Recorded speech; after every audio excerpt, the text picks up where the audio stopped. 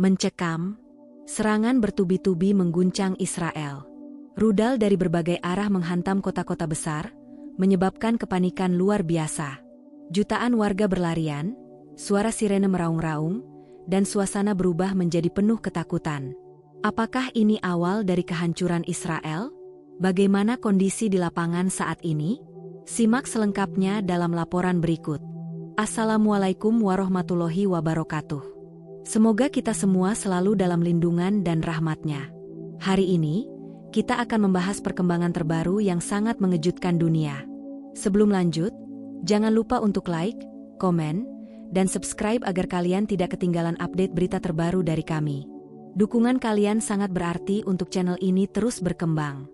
Jangan lupa juga tuliskan sholawat di kolom komentar, serta sebutkan dari kota mana kalian menonton. Mari bersama-sama menyebarkan kebaikan dan dukungan untuk saudara-saudara kita yang sedang berjuang. Ketegangan di Timur Tengah mencapai titik tertinggi dalam beberapa dekade terakhir. Setelah bertahun-tahun menghadapi agresi militer Israel, pihak Yaman dan Suriah akhirnya melancarkan serangan balasan yang belum pernah terjadi sebelumnya.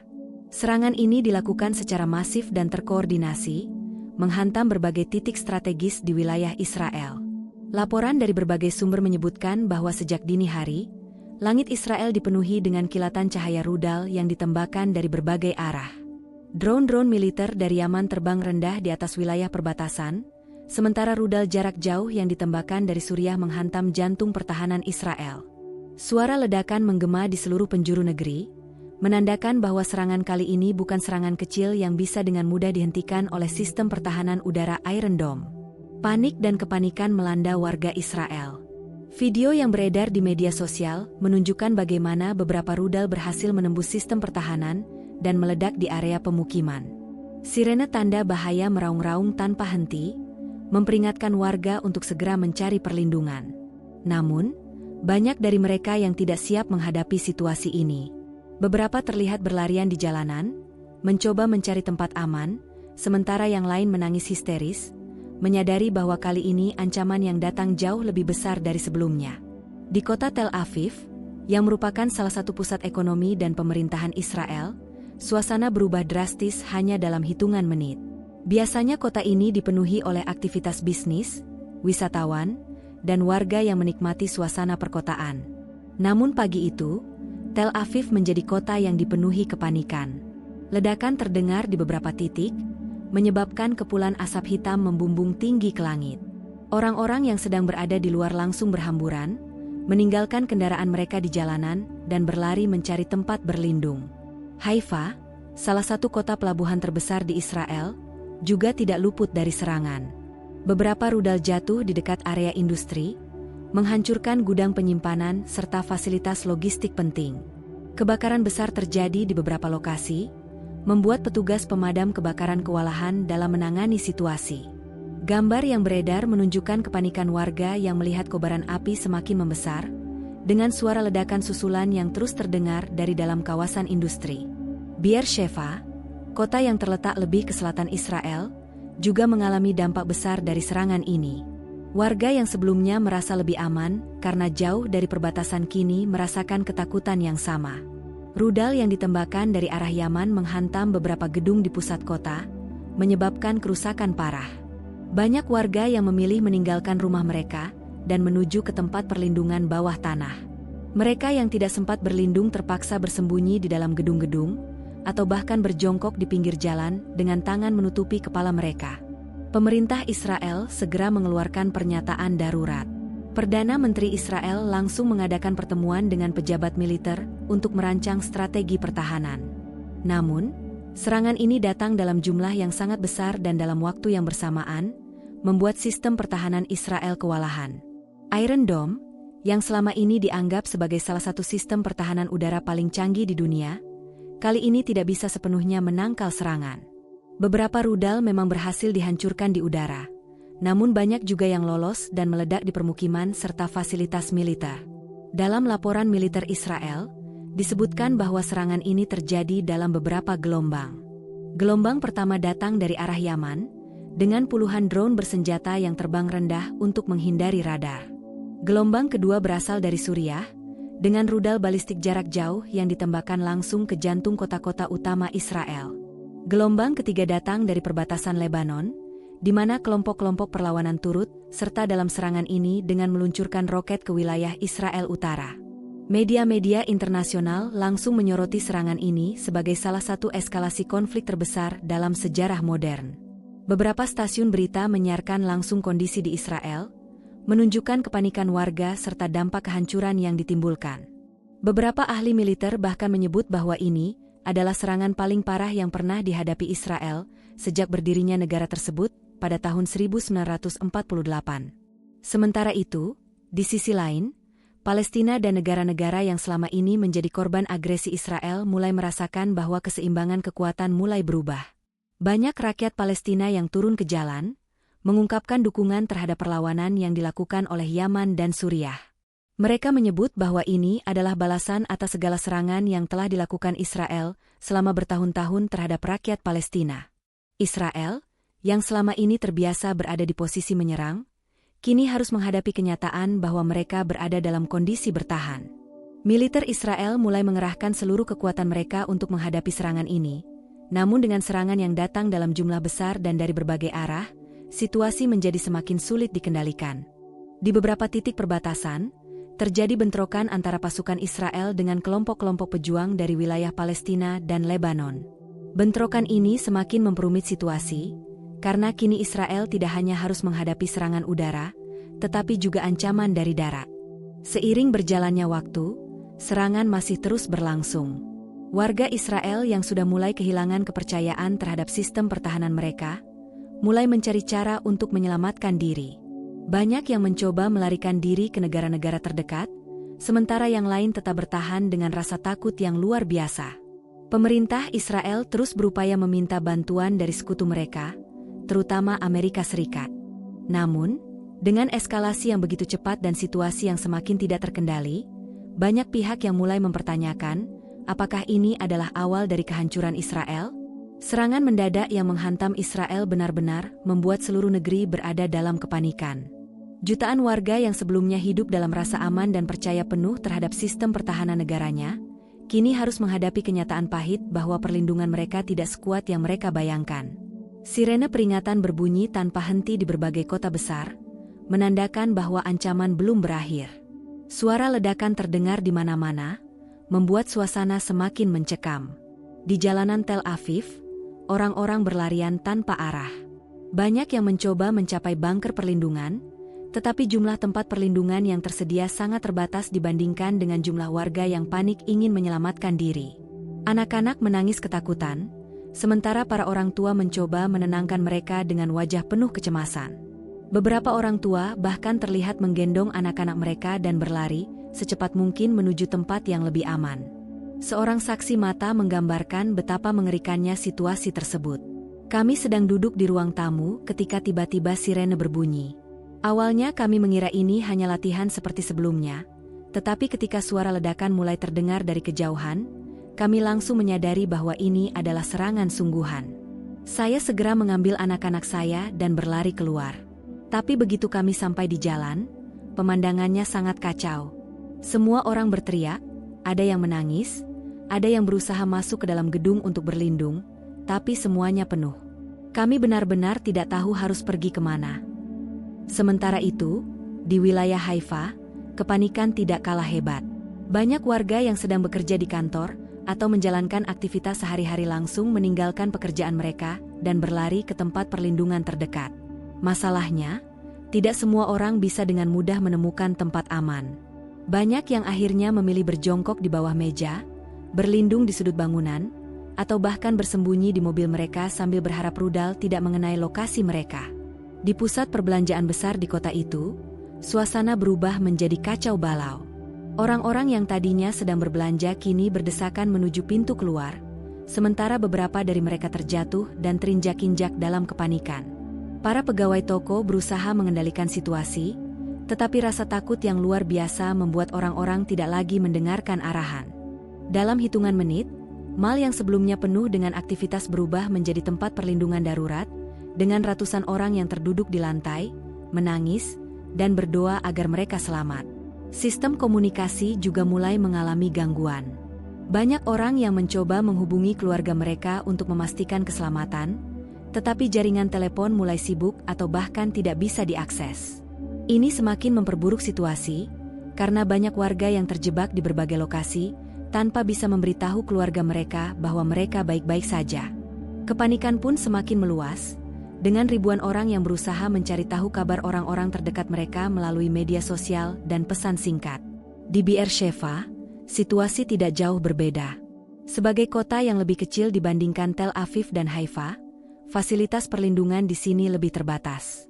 Banyak warga yang tidak memiliki akses ke bunker bawah tanah, sehingga mereka terpaksa bersembunyi di rumah masing-masing. Masalahnya, rudal yang ditembakkan dari Yaman dan Suriah terus menghantam berbagai wilayah, menyebabkan kebakaran dan kerusakan besar. Banyak warga yang akhirnya harus memilih antara tetap berada di dalam rumah dengan risiko tertimpa reruntuhan atau berlari keluar ke jalan yang juga tidak menjamin keselamatan. Beberapa video yang diunggah ke media sosial menunjukkan momen-momen mengerikan saat rudal menghantam gedung-gedung tinggi. Dalam salah satu video, terlihat seorang wanita yang sedang menangis histeris sambil menggenggam erat tangan anaknya. "Kami tidak tahu harus kemana. Semua orang berlarian, semua tempat perlindungan penuh. Saya hanya ingin melindungi anak saya," katanya dengan suara bergetar. Banyak warga yang mencoba meninggalkan Israel dengan segala cara. Bandara Ben Gurion di Tel Aviv langsung dipadati oleh ribuan orang yang ingin segera keluar dari negara itu. Antrian panjang terlihat di loket check-in, dengan banyak warga yang membawa koper dan barang-barang berharga mereka. Namun, situasi di bandara juga tidak lebih baik. Dengan ancaman serangan udara yang terus berlanjut, beberapa penerbangan dibatalkan, menyebabkan kekacauan lebih lanjut. Banyak orang yang akhirnya terjebak di bandara, tanpa kepastian kapan mereka bisa pergi. Di perbatasan Israel, ratusan mobil mulai mengantre untuk keluar dari negara itu. Banyak warga yang mencoba melarikan diri ke negara-negara tetangga seperti Yordania dan Mesir, meskipun tidak semua bisa dengan mudah melewati perbatasan. Beberapa keluarga bahkan memilih untuk berjalan kaki menuju perbatasan dengan harapan bisa meninggalkan Israel secepat mungkin. Namun, dengan meningkatnya ketegangan dan blokade di beberapa titik, pelarian ini tidak semudah yang dibayangkan. Di tengah semua kepanikan ini, pemerintah Israel terus berusaha menenangkan warganya. Perdana Menteri Israel mengeluarkan pernyataan bahwa mereka sedang berusaha mengendalikan situasi dan meminta masyarakat untuk tetap tenang. Namun, kata-kata tersebut tidak cukup untuk menghilangkan ketakutan yang sudah merajalela di seluruh negeri.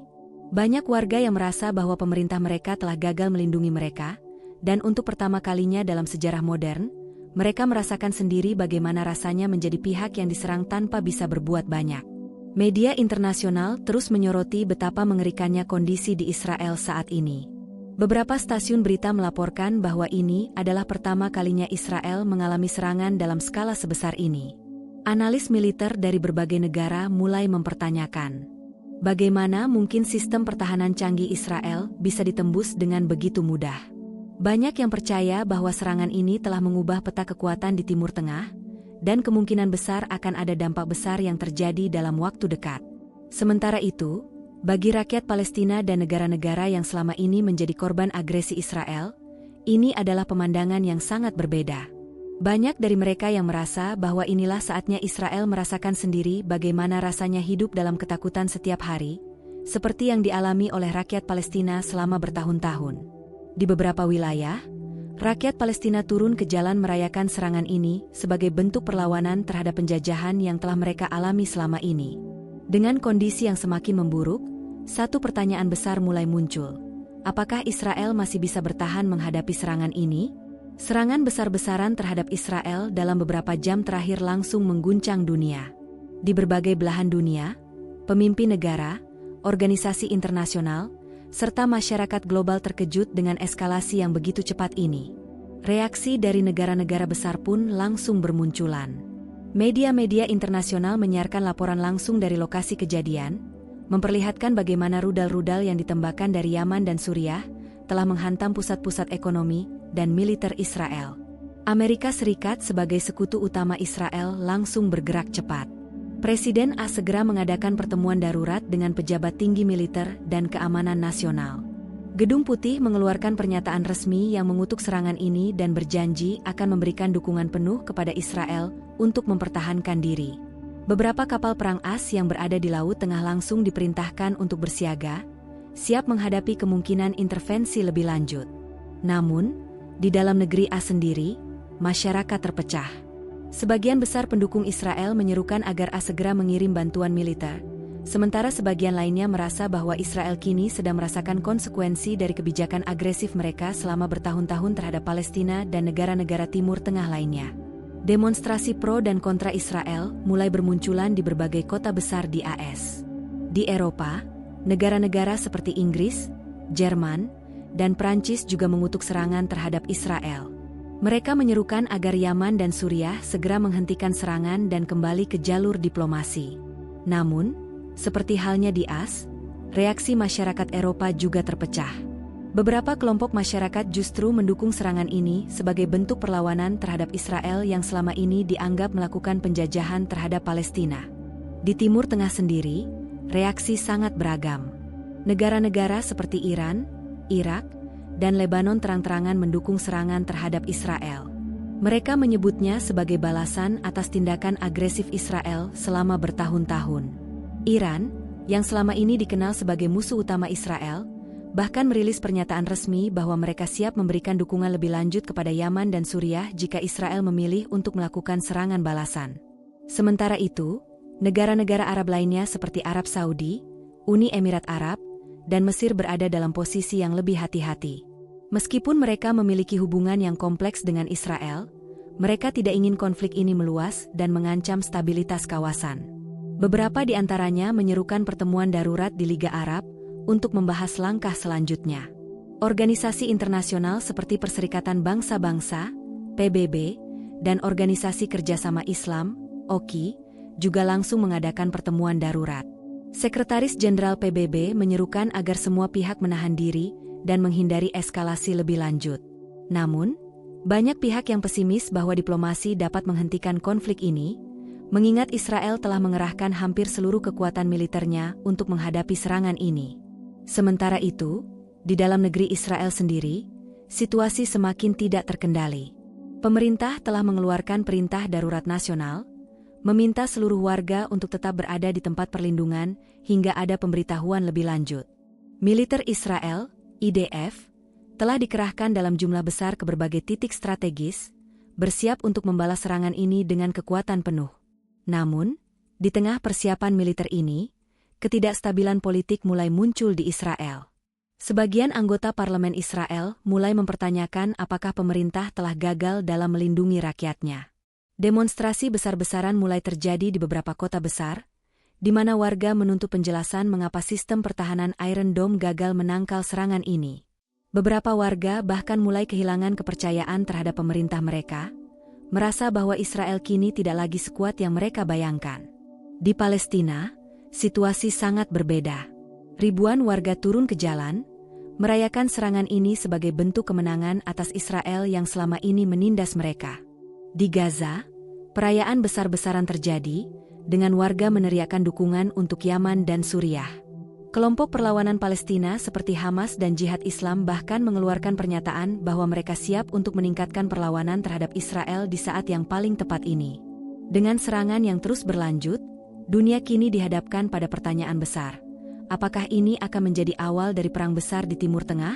Beberapa analis militer memperingatkan bahwa jika Israel memutuskan untuk melakukan serangan balasan dalam skala besar, maka konflik ini bisa dengan cepat berubah menjadi perang regional yang melibatkan banyak negara. Mereka membandingkan situasi ini dengan Perang 6 Hari pada tahun 1967, atau bahkan Perang Yom Kippur tahun 1973, di mana Israel harus menghadapi serangan dari banyak negara dalam waktu yang bersamaan. Skenario terburuk yang dikhawatirkan oleh banyak pihak adalah kemungkinan Israel menggunakan senjata nuklir sebagai langkah terakhir jika mereka merasa terdesak. Meskipun Israel tidak pernah secara resmi mengakui memiliki senjata nuklir, banyak ahli yang percaya bahwa mereka memiliki persenjataan nuklir yang cukup untuk menghancurkan beberapa negara sekaligus. Jika situasi semakin buruk, ada kemungkinan Israel akan mengeluarkan ancaman penggunaan senjata pemusnah massal ini. Di sisi lain, negara-negara yang mendukung Yaman dan Suriah juga tidak tinggal diam.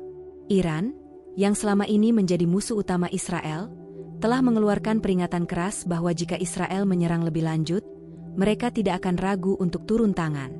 Secara langsung, ini semakin memperkuat kemungkinan bahwa konflik ini bisa berubah menjadi perang skala besar. Dengan situasi yang semakin tidak terkendali, komunitas internasional kini berlomba-lomba untuk mencari solusi diplomatik sebelum semuanya terlambat. Beberapa negara mencoba menengahi, tetapi banyak pihak yang pesimis bahwa Israel dan musuh-musuhnya akan setuju untuk menghentikan konflik ini dalam waktu dekat.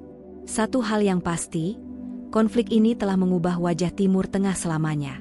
Israel yang selama ini dikenal sebagai kekuatan dominan di kawasan kini, berada dalam posisi yang lebih rentan dari sebelumnya. Banyak yang bertanya-tanya, apakah ini akan menjadi awal dari kejatuhan Israel? Atau justru akan memicu perang yang lebih besar dan lebih mematikan? Dunia hanya bisa menunggu dan melihat bagaimana situasi ini berkembang. Namun satu hal yang pasti, sejarah sedang ditulis di Timur Tengah, dan babak baru telah dimulai. Situasi di Timur Tengah masih terus berkembang dan penuh ketidakpastian. Kami akan terus memberikan update terbaru untuk kalian. Jangan lupa subscribe dan aktifkan loncengnya, agar tidak ketinggalan berita penting lainnya. Sampai jumpa di video berikutnya. Wassalamualaikum warahmatullahi wabarakatuh.